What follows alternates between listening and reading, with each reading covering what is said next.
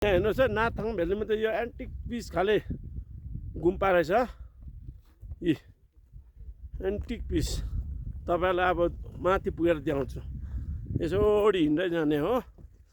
यी गुम्पा जाने बाटो माथि छ गुम्पा चाहिँ।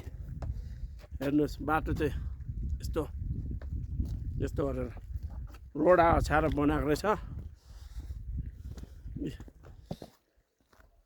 माथि गुम्पा यो मलाई त नयाँ डिजाइनको लाग्यो। मेरो लागि चाहिँ अब म चाहिँ फर्स्ट टाइम यो खाले देखेको हो। यी गुम्पा यो खाले चाहिँ गुम्पा चाहिँ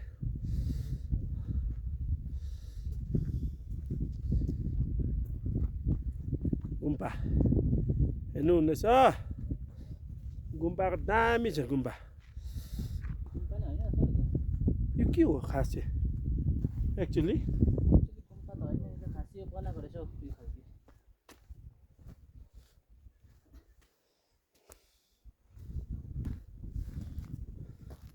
यो बनाउँदा रहेछ नि।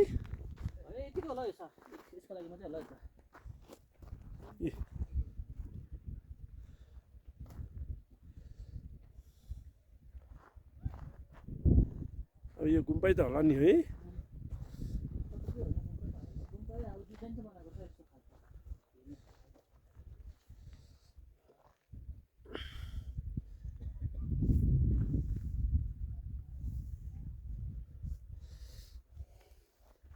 यो हेर्नुहोस् है, माथि हिउँ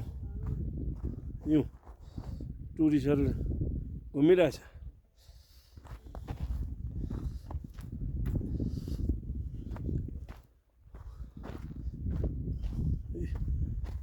जलुकमा चाहिँ नाथाङ भ्यालीमा चाहिँ यस्तो पनि बनाएको छ।